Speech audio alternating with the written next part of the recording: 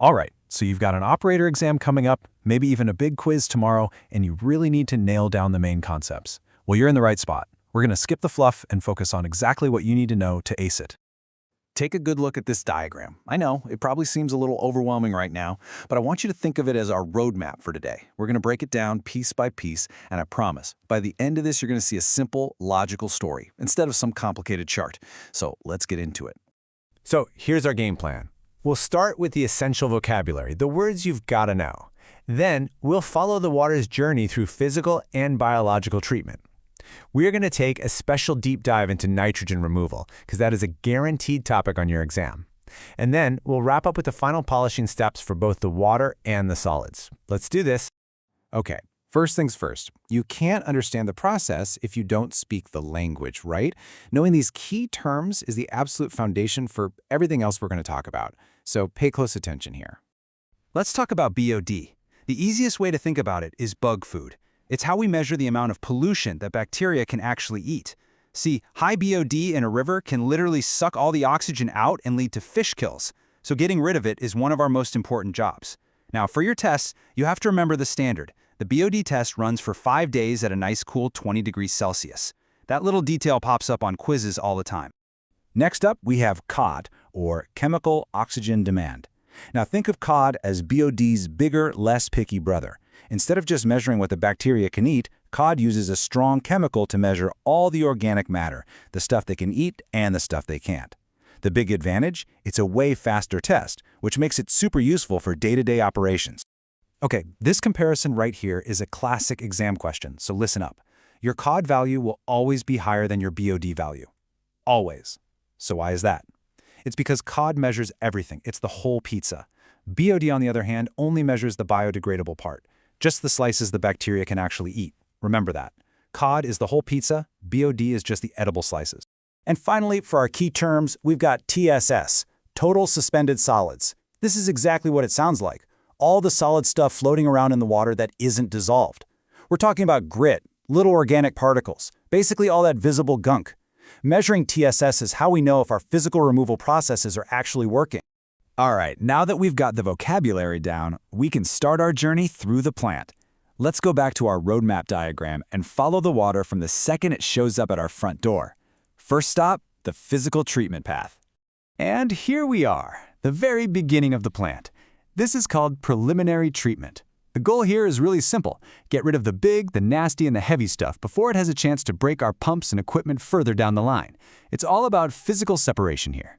We've got two main tools for this job. Screens, which are basically giant strainers for rags and sticks, and the grit chamber. Now, in the grit chamber, we slow the water down just enough, and for your test, you need to know this number. The target velocity is about 1 foot per second. That is the sweet spot. It's slow enough to let heavy stuff like sand and gravel sink, but just fast enough to keep the lighter organic solids moving on to the next step. After the grit is out, the water flows into what's called the primary clarifier. Just think of this as a huge, quiet, settling tank.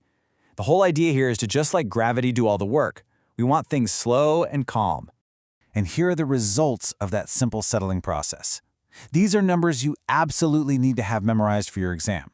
A well-run primary clarifier will remove about 50 to 65% of the suspended solids and a solid 25 to 35% of the BOD. That is a ton of work done by nothing more than gravity. So we've removed the big junk and we've let a huge chunk of solids settle out. But what about all the dissolved pollution we can't even see? Well, for that, we need to call in the bugs. Welcome to secondary treatment. Looking back at our diagram, we are now entering the biological heart of the plant. This section, the aeration basin, or activated sludge tank, and the secondary clarifier that follows it, this is where the real microscopic magic happens. So, what in the world is activated sludge? It's not a chemical.